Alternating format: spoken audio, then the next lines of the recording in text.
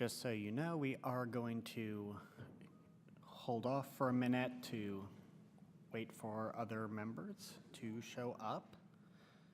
So we just appreciate everyone's patience.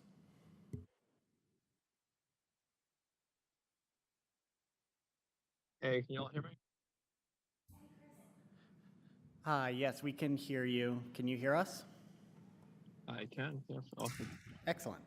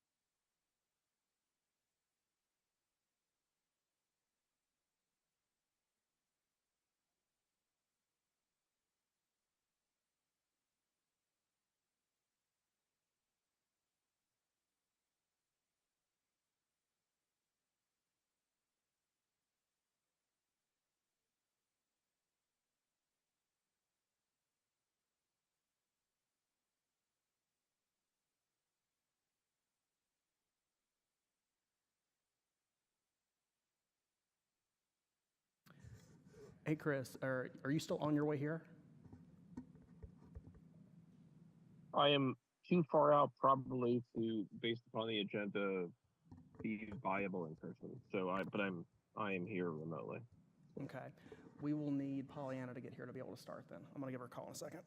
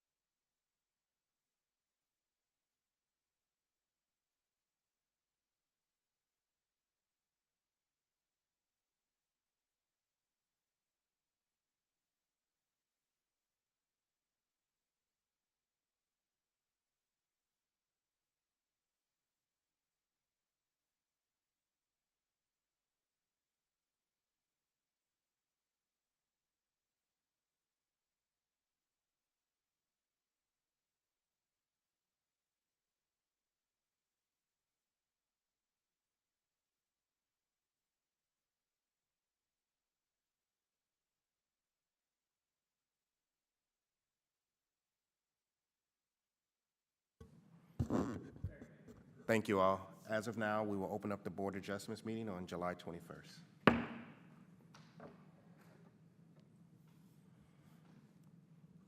So you first need to make a motion to allow Chris to participate remotely. Okay. Someone wants to say so moved. Yeah. I make a motion for Chris Day to participate remotely. Okay. I second. All in favor? All in favor? Aye. Aye. And this board doesn't do seconds, by the way, just so you know. So that passes. Now you need to adopt your agenda. Okay. Now we adopt the minutes from, You're doing the agenda first. oh, the agenda. We need to adopt the agenda for the Board of Adjustments meeting as of July 21st, 2026. Someone make a motion. Someone make a motion to, I'll make a motion. Okay. all of, oh, All in favor? all in favor? Aye. And now the same thing for the minutes from April 21st. Okay. So I make a motion to adopt the minutes from April 21st, 2026. All in favor? Aye. And just so that I don't have to have minutes sitting out there for 3 months, can I get a motion to adopt the minutes from this meeting? I make a motion. I second. All in favor? Aye. Now you just need a motion to adjourn. Okay. I know it's fun. At this time, we take a motion to adjourn the Board of Adjustments meeting for July 21st, 2026. All in favor? Aye. All right, you're good to open up planning board. Okay. You didn't know you were on that board? That's All right, so Well, there's two boards that meet. you ready, okay. All right. Austin? Hold on one second. I gotta I have switch. alternate and you're an alternate, so you're on. Okay, Well, I know. First for everything. perfect. We miss our chair. Yeah, no, you know about the Board of You're gonna Adjustments call, last week, but you're I gonna didn't call see planning anything board we to were order, supposed to be going and then through. do a vote participation again. You will what? Participate? You're gonna call planning board to order and then authorize remote participation. Oh, okay. At this time, on July 21st, 2026, I'd like to call the planning board to open. I also like to acknowledge Chris Day as a remote participant. There's a- Right. I'd like to also make a motion to allow Chris Day to participate remotely. I second, or All in aye. favor? Aye. Okay, You need to adopt your agenda first. right. So I also make a motion to adopt the agenda for today, July 21st, 2026. I second. All in favor? Aye. Aye. Do the same thing for the minutes from the previous month. Okay. Also, we'd like to adopt the minutes for previous month of June 2026. All in favor? Aye. Aye. Okay. You don't have anyone signed up for public comments. You can go straight on to Hunter with the new business item. Okay. Since we don't have anyone for public comment, we now will turn it over to Hunter for public comment. Okay. So on the agenda, discussion and recommendation zoning text amendment 2026-2.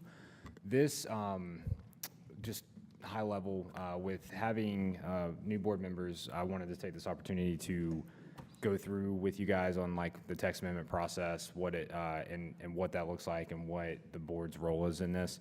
For the most part, these changes are required by recent state legislation that's been adopted into law. And kind of to go over those two, so there was two different enacting laws that have been signed. One being SL 25-94, which essentially says municipalities cannot regulate a waiting period for subsequent development applications. And then SL 26-39, which basically says municipalities cannot regulate minimum parking anymore.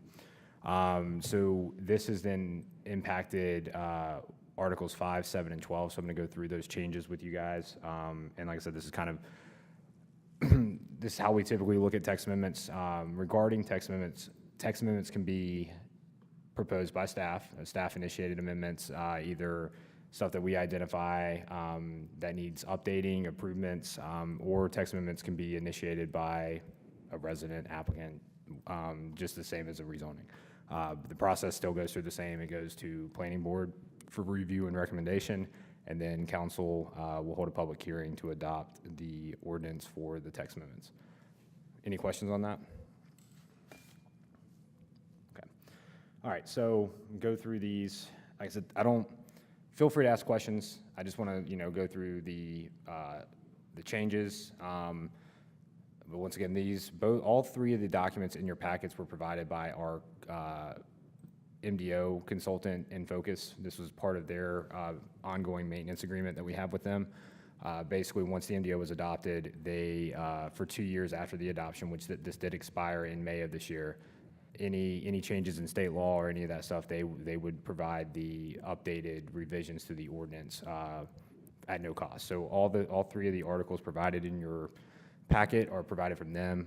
Staff then went through them and compared them to the previous versions and drafted the red line, kind of outlining all the changes in all three of these articles. So first one's basic, just updating the language saying that this ordinance has been updated, here's the date.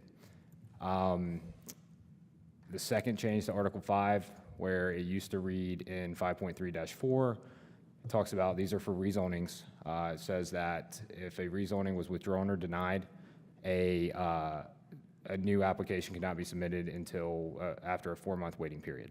Once again, that new session law says we can't do that, so pretty much it takes that away. Straightforward. Article 7 was also impacted by that same SL 2025-94.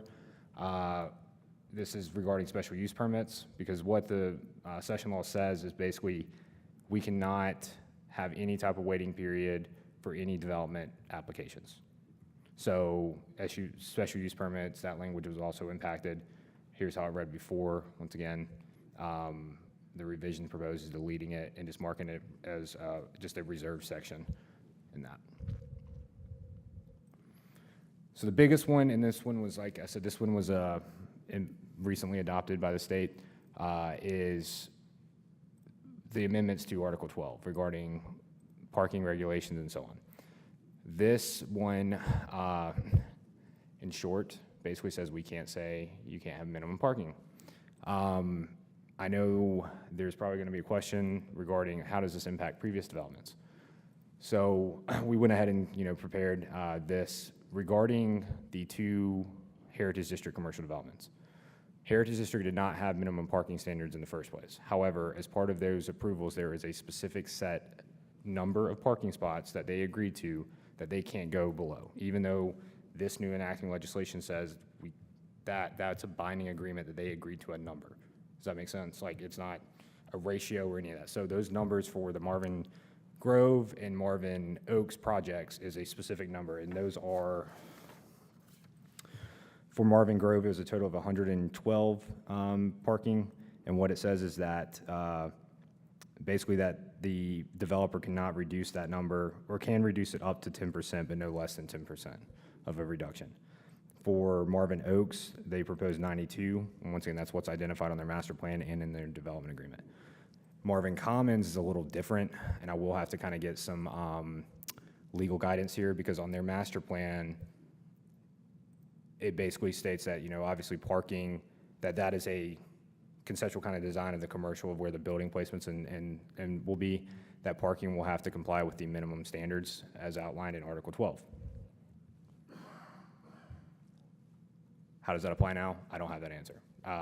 In short, you could approach that since it was adopted, since that was a binding agreement under a previous ordinance, they have to then follow that ordinance at that time. So what? Yeah, I mean, and that's typically how the interpretation is. Regardless, I've spoken with the commercial developer. They want the parking for the businesses that they're trying to recruit, so I don't foresee it being an issue at all there, for sure. So basically what all these changes would apply to any new commercial development, which don't really know what that, we don't have any current proposals at this time.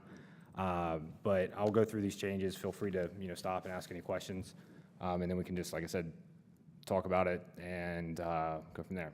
There are certain elements that were provided from InFocus in this that we could, in my opinion, for example, when we get to the table had minimums and maximums. Their draft amendment basically just took out that table. We can still have maximums if we want. There's nothing saying we can't. That's kind of, I mean, that's somewhat of, I would be looking for some guidance from the planning board on if they want to put back the maximums required. So, so first change, once again, simple, just saying that this article's been amended. Second change is basically deleting full 12.1, where it says off-street parking, stacking, and loading spaces required, because once again, that's requiring a minimum standard. The new law says we can't do that. A lot of these are just renumbering, but pretty much any section in Article 12 where it says minimum, it's deleted. Yeah. Like I said, depends on how, like I said, detailed you guys want me to get on this, but this is just, like I said, provided that where these changes were from the previous version to what was provided.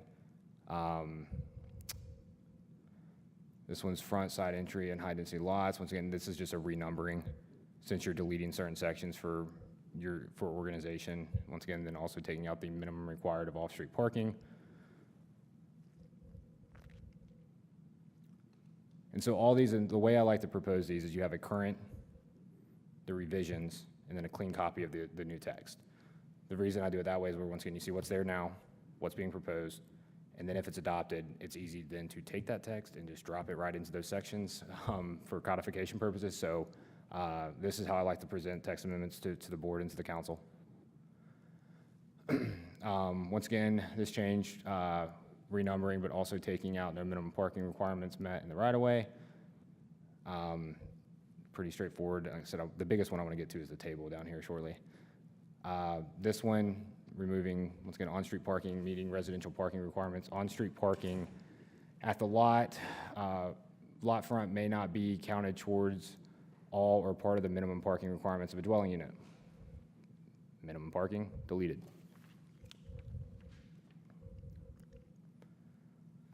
Same thing, this is provisions regarding use and like change of uses. So therefore, since you don't regulate minimum parking now based off the uses in the table, it's just being deleted.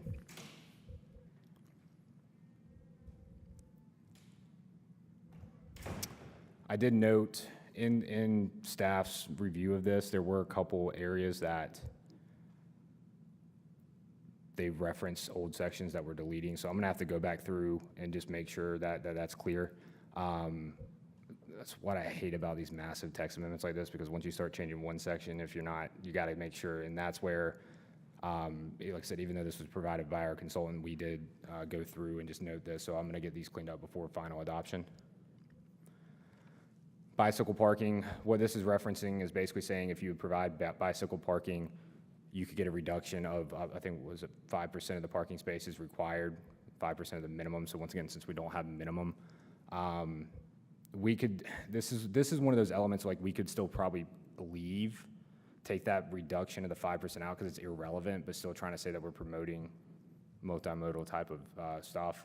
But our consultant just deleted because once again, it's referencing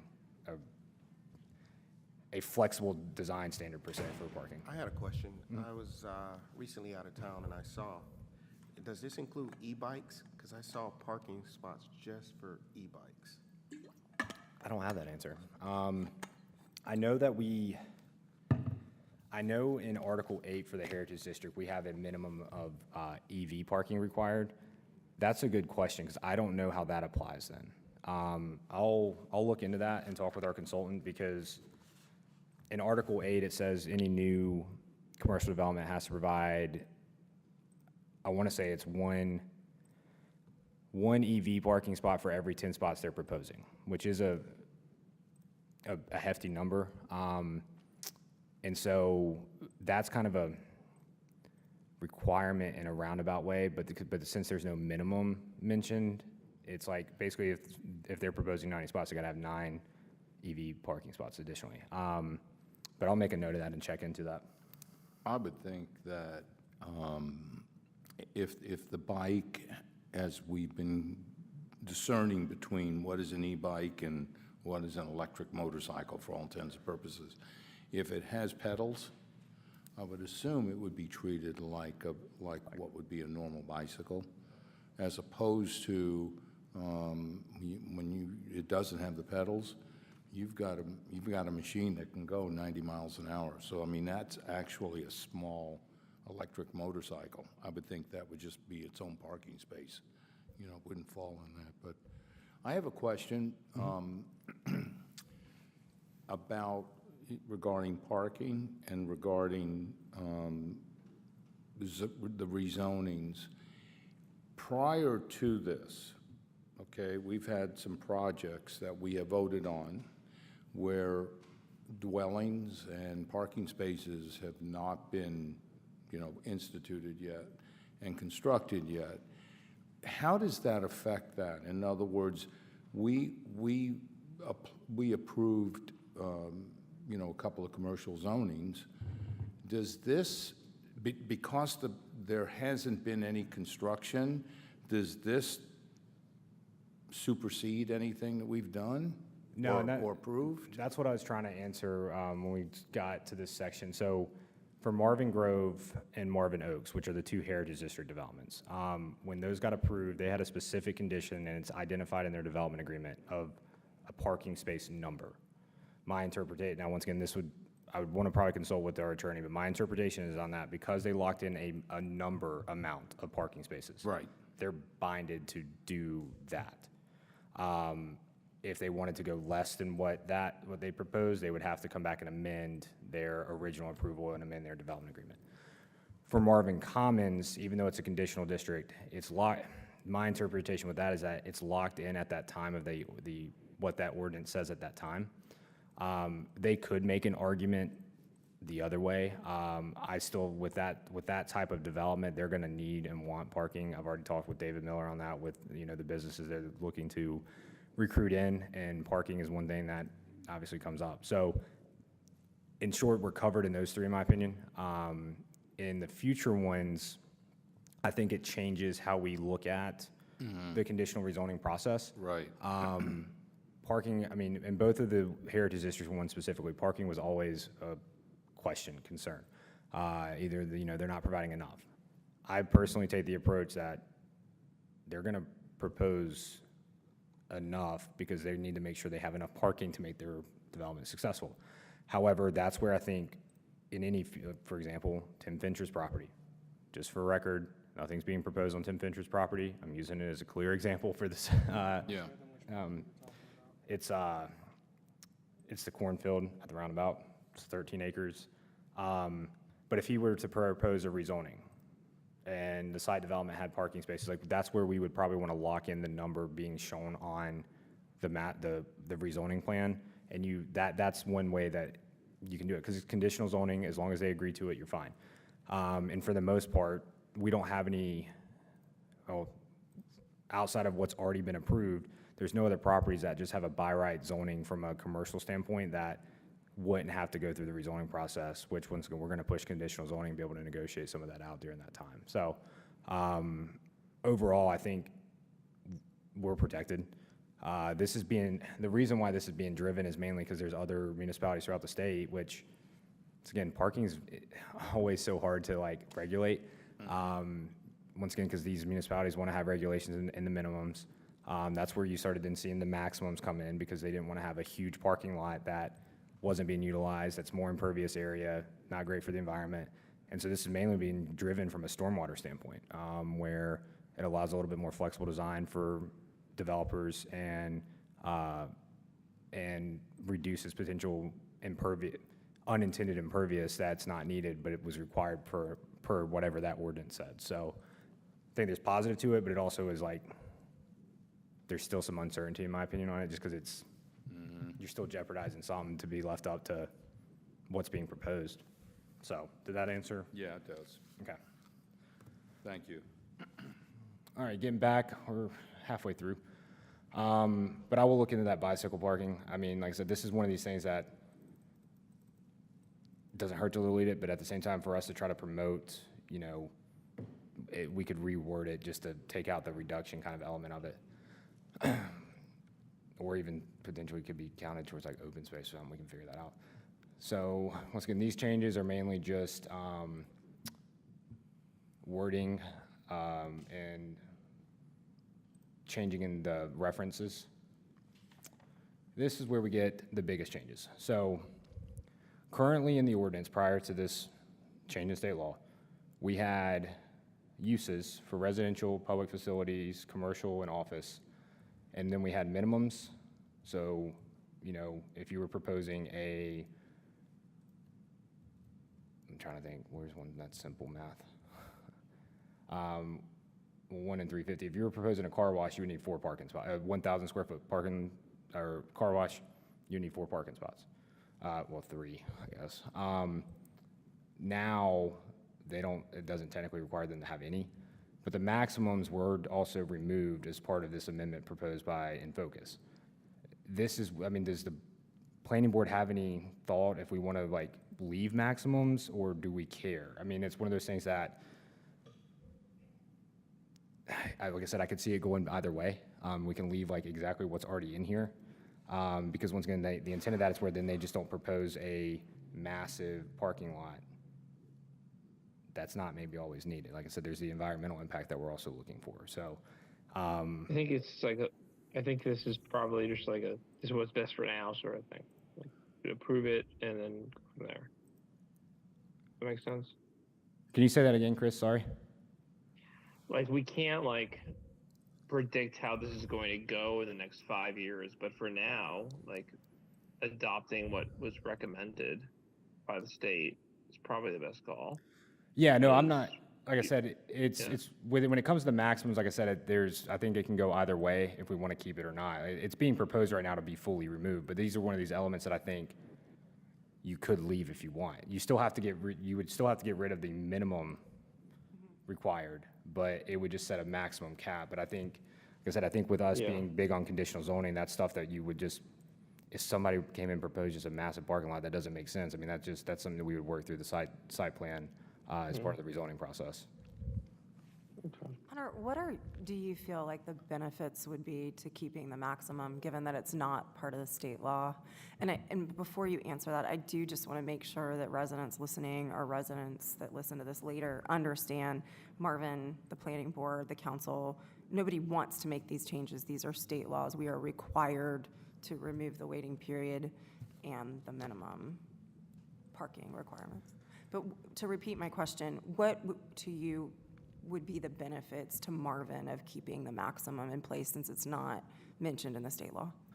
Like I said, for how, if we had property that was zoned commercial, that was undeveloped, that could kind of be, once again, developed through a by right kind of review process, I think that's where you would maybe want to have maximums in place. With any property that is to be futurely developed for commercial and have to go through the rezoning process, which once again, we would push through with a conditional rezoning aspect of that. Said, I think that's where having a maximum you don't necessarily need. The main reason to do is, once again, is where you're still capping somewhat of the design to make sure that once again, there's not more parking spaces that are needed. Because these are all based off of general standards, or these ratios are. And so, I said, I can see it either way. This is just one of those, with me using these texts as an opportunity for the new planning board members to kind of see the process and how we discuss. Like, this was one like, hey, let's discuss this, because it's one that, like I said, we could still have if we wanted. It's not going to bother me either way.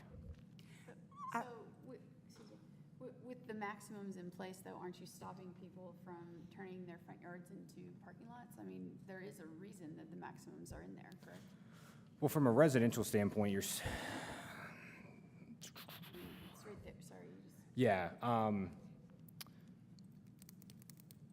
maybe. I mean, there's other still protections from a residential standpoint that come into play with like impervious maximums, lot coverage, and all that other stuff. I'm looking at this mainly from like any type of commercial, civic, or any non-residential use per se. But that's a valid point that could be, at least covered here in case it were. I mean, I sometimes say like, I don't think that would ever happen, but trust me, I say that, the next thing you know, it happens. So it's better to have it in place and have that tool in the toolbox to use, if not, instead of not. So like, I mean, that's a valid point. Okay, so, I mean, legitimately, it can sit there, it doesn't hurt anybody, we don't have to take it out, it'll be fine, and it just sort of gives us an extra layer of protection for somebody to see, hey, this probably isn't a good idea to turn your whole front yard into a parking lot. Would you want to do that for just residential, or do you want to do it for all of these uses? Does that make? Well, first of all, thank you. The red lines are really helpful, so I appreciate you doing that. I know we talked about that via email. I really think that it would be great to keep the maximums for all, given that the law doesn't touch the maximums. We do have stormwater runoff, as you mentioned, that was part of the reason for the parking guidelines anyway in Article 12 or Amendment 12.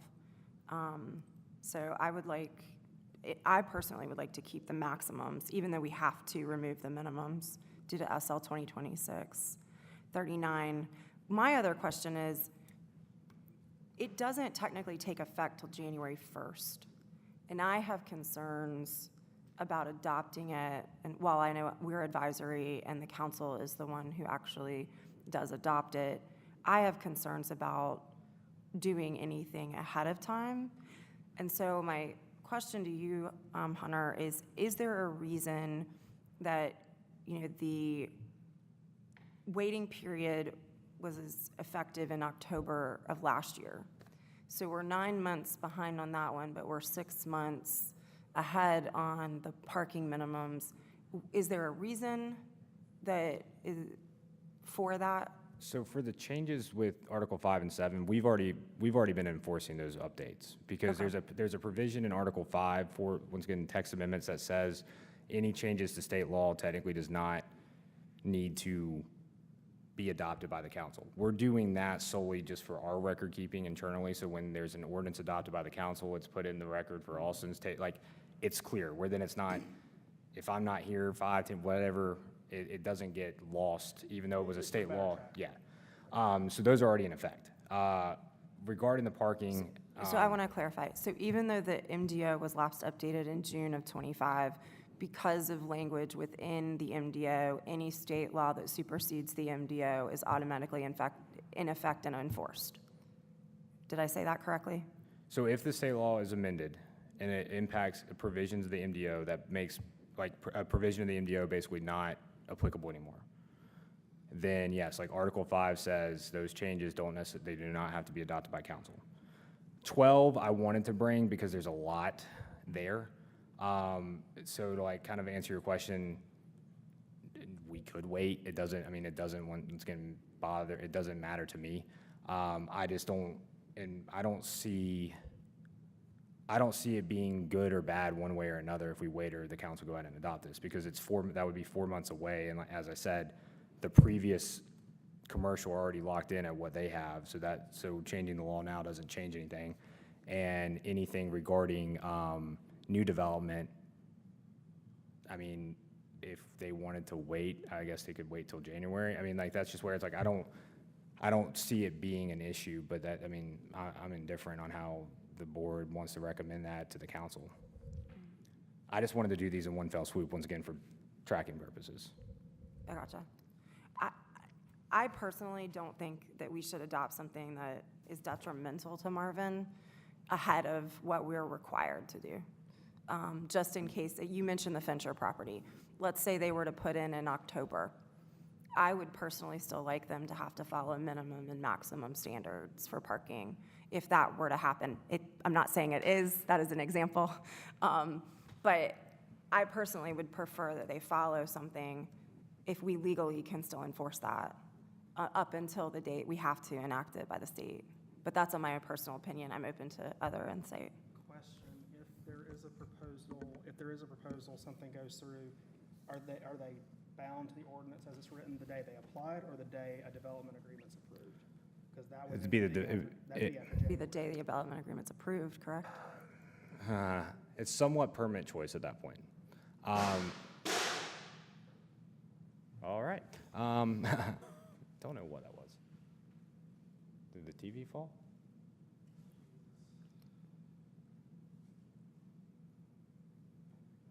Was that the TV? No, I think some fell off the wall. Sorry about that. So permit choice means, like, so if there was a submittal tomorrow on some property in Marvin to be zoned to a commercial district, yes, like, even though they would have permit choice, meaning that since we're actively updating this, they could then choose at that time to go under the old ordinance or the new. And that's in any instance if we try to, what that is, the state, why that is a requirement per 160D is essentially where if something gets proposed, you can't slow walk it, where then you adopt or amend your ordinance to not allow it type thing. So basically that's why it gives applicants permit choice rights to choose which ordinance to go under if an active ordinance is being amended or is amended during their time of their process. Does that make sense? So, so with that being said, like, they could submit tomorrow, be under the current ordinance, and if in theory until we adopt it or this goes into effect in December, January, whatever we want to say. And then yes, to an extent, like, they could then at that time before the adoption amended their proposal, I guess. Like, it's, that's why I'm trying to say, like, I don't think there's any harm in going ahead and adopting it, because I don't see, the rezoning process is at least going to take 3 to 4 months anyway.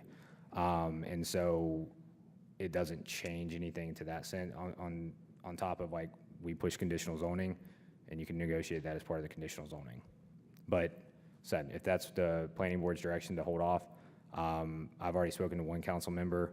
I would be taking this to council in August for them to call for a public hearing. And at that time, if they wanted to wait to do the public hearing in December, like I said, it doesn't matter to me.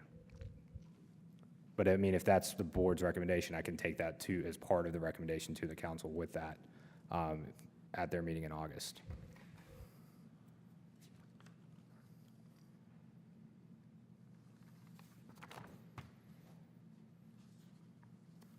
And on top of, if we're gonna keep maximums, I've gotta make some final changes to this final document anyway, so I can bring this back in September, or not September, I can bring this back to you in August, but I would still get that direction from council at the next meeting.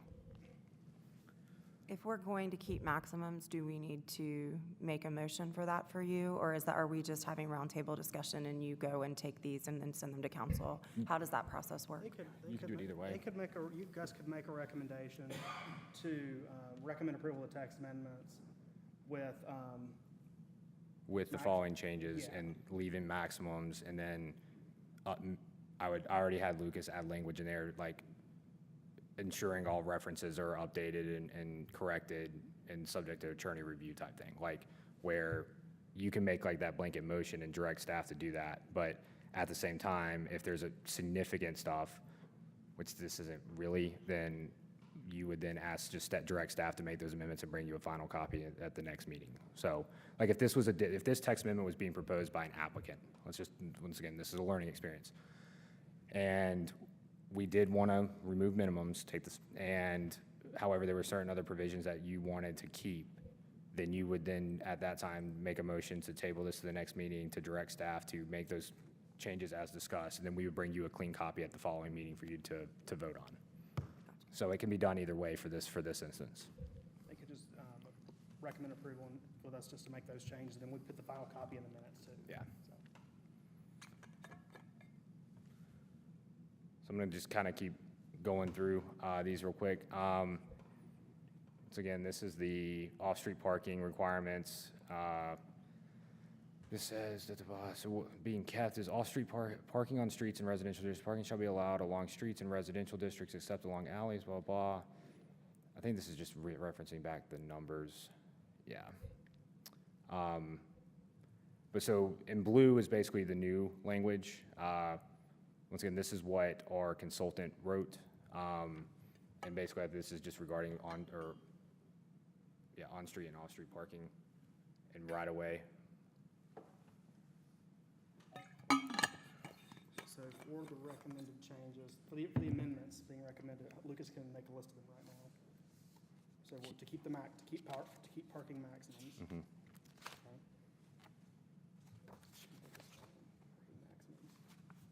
And I will say, that is my understanding that we can keep maximums. I will get clarification for whatever reason. Once again, the law says minimum, so I don't see why we can't regulate maximum. The only other one that I can go ahead and let you know is just any identified references, code references that need to be updated, which I've already identified like 10. So Hunter, on 12.8.1, the parking on streets in residential, what specifically changed there? So that's new. And that's where, let's see. Well, That's required by 2026-39? what this is saying is, so what it used to say says what, let me just go up, oh, wow. Yeah. It says, while on-street parking can contribute substantially to everyday parking needs, sufficient off-street parking must also be provided to serve the particular need of the buildings. It says the following minimum maximum requirements of off-street are in the table, blah, blah, blah. So, let's see, minimum parking can be reduced by 12%, and that's the biking one, 12.21. So it says, I'll have to double check on this one. It says parking on streets and residential, parking shall be allowed along streets in residential districts except along alleys.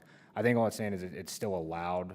It's not prohibited now as a minimum type concept. It's still allowed, and it's just putting provisions in there that it can't block driveways and can't block right of way.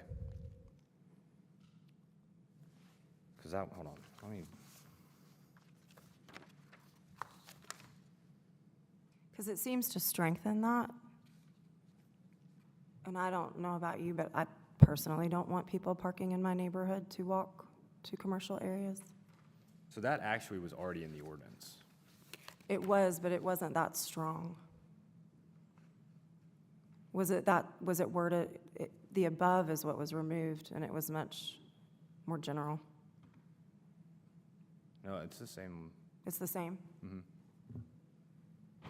Unless there was a issue with the copy that was provided, but I'm looking at, in front of me, it says, parking on streets in residential districts, parking shall be allowed along all streets in residential districts except along alleys, designated bike lanes, and areas specifically signed for no parking. Vehicles shall park so as not to block access to intersections and driveways to properties. And that's read from the ordinance. So it's the same. It's just changing the number is the main thing. Oh, it changed the number, okay. Yeah, I that gotcha. used to be 12.13-5, and now it's 12.8. Now it's 12.8, okay. But it's in blue because the language was already in the ordinance. It's just reorganizational. No, thank you for clarifying. Yeah, and there's where that came from. Okay, parking reduction in the Main Street District, once again, since you don't have minimums, you don't need to have a provision for reducing your allowable minimum. See, on-street parking for that, on-street parking for multifamily residential buildings, meet to contribute to parking requirements. With on-street parking, if fronting a street is specifically designed to meet the parking need of that building, it's again, if you don't have minimum parking standards. But residential there still might be some flexibility in residential. Either way, this is what was proposed by the consultant. We don't have multifamily anyway. I don't foresee multifamily being in Marvin either. And then this is shared remote parking language, once again, is fully deleted entirely because these were provisions to, once again, kind of allow for shared parking concepts to where the overall minimum number that was required for a certain development could be reduced if it had these, either with a shared parking agreement or a remote parking kind of across the street type concept. Once again, you don't need that language in there. So, let's see, yeah, this one, once again, on-street parking. The loading one was deleted in full. I'm gonna get clarification on this one, because from what I read in the session, the loading space requirement, I feel like you could argue could still need to be required. But once again, what was proposed by our consultant was it was deleted in full. So I'll get clarification on that. And so that's kind of a summary of the change. I know I went through that quick, but it's like, in summary, anything that said minimum, it was deleted. Anything that referenced a flexible alternative to be able to reduce the minimum was just taken out because it's irrelevant at this point.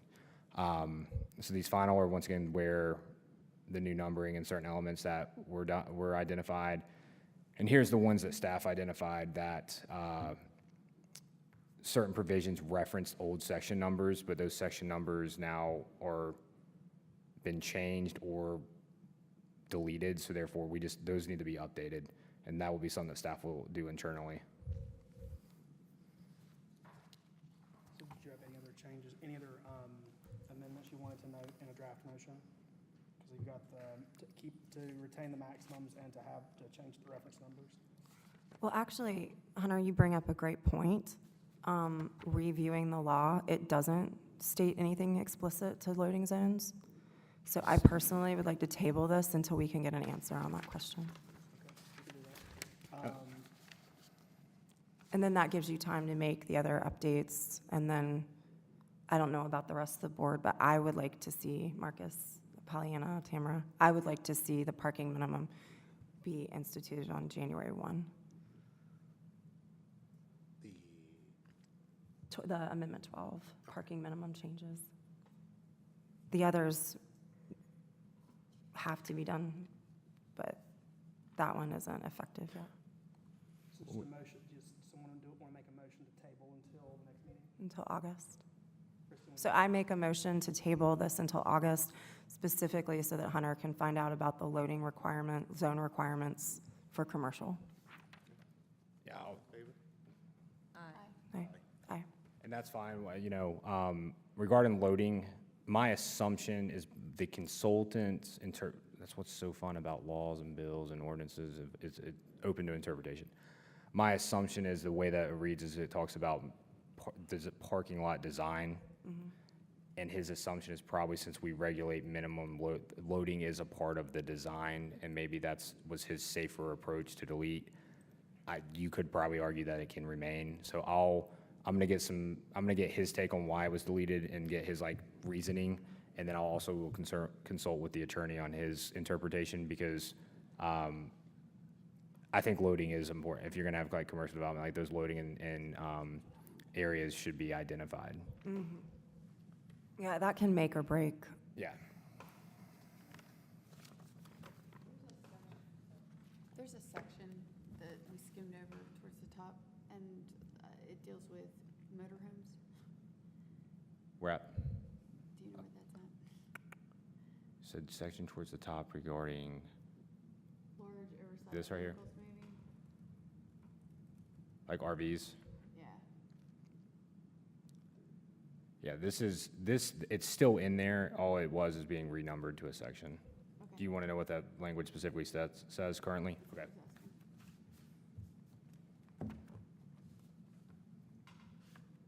Give me 1 sec.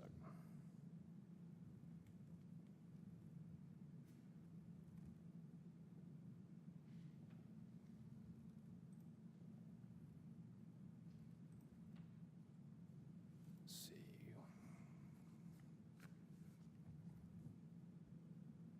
Renumbered to 12.6.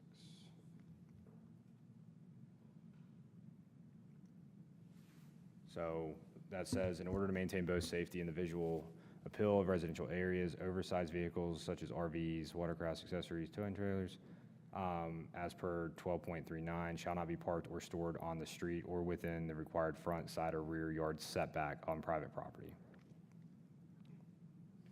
So that, for clarification, like that front one, you can't park it in your front yard at all. But if you were to park it in behind your home, it couldn't encroach into what the principal structure setback would be. So if you're zoned rural residential in your case, your rear setback's 40 feet, so the RV would have to be at least 40 feet from the rear property line and 16 feet from the side property line. That's what that's saying. Okay. But not more than.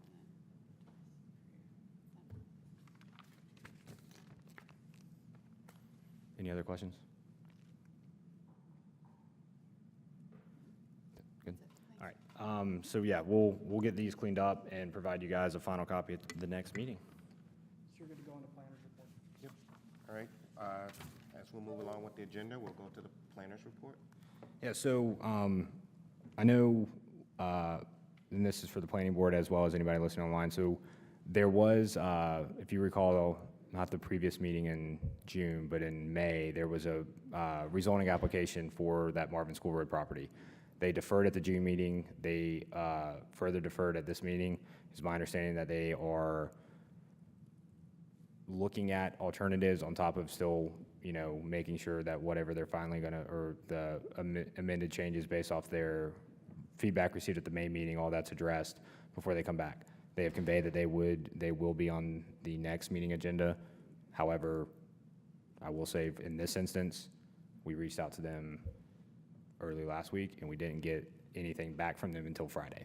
So it's one of those things that as of right now, it's just tabled until they request to have it put back on, which said as of right now would be at the August meeting. But in short, if it's not on the August meeting, it's just, at that point, I want to say that that's a withdrawn application, but I'd have to consult with with our attorney on that.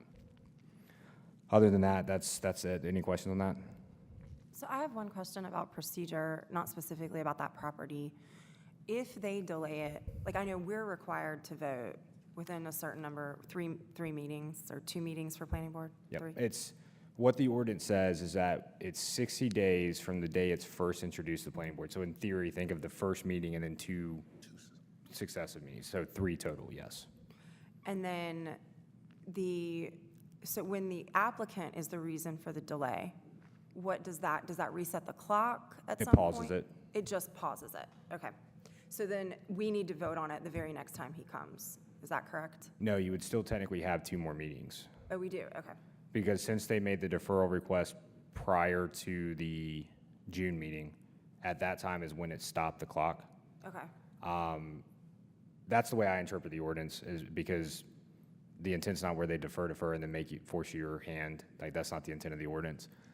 So you can make a recommendation at the next meeting, but per the way I read the ordinance, you could still technically table your decision to the September meeting, because that would then be like the 60-day clock would still be apply. Got it, thank you. Other than that, development update, I don't really think I have any. Marvin Commons will be breaking ground later this month, probably early August, as well as, which Marvin Commons is the mixed-use development at the corner of Ray and Tom Short. The Marvin Grove, I think I might have mentioned this last time, we did receive their construction documents. That has been reviewed by our engineer, and those comments have already been provided back to the developer to revise their plans. I know they also got comments from the county on their water and sewer design. So those are also still, like I said, in review, but they have been submitted. And once we get their revised package, we'll review it again and go from there. So that's all I got, unless there's any questions. Okay, moving along to action items. I don't think there are any tonight. We've tabled the text amendment, it's gonna be back at the next meeting with those changes. Okay. Next, we'll move on to board member comments and chair comments. Bob, any comments? No, just glad to be here and appreciate all the new membership here. So we've got all new faces. This is great. No, that's all I got. Let me make an apology. I said chair, I should say council. Council member. Just welcome. It's a pleasure to meet you guys in person, Pollyanna and Tamara. And I'm new too, so it's nice to have new faces along with me, and we're glad to have Marcus as a seasoned leader tonight. Tonight. Yes, just for tonight. Any comment? I don't have a comment. Oh, you don't have a comment? Okay. I don't have a comment either, but thanks. No? Austin? Chris? Chris, any comment? No? Okay. I guess we look to adjourn the meeting. Make a motion to close the meeting, or the planning board meeting on July 21st, 2026. All in favor? Aye. So be it.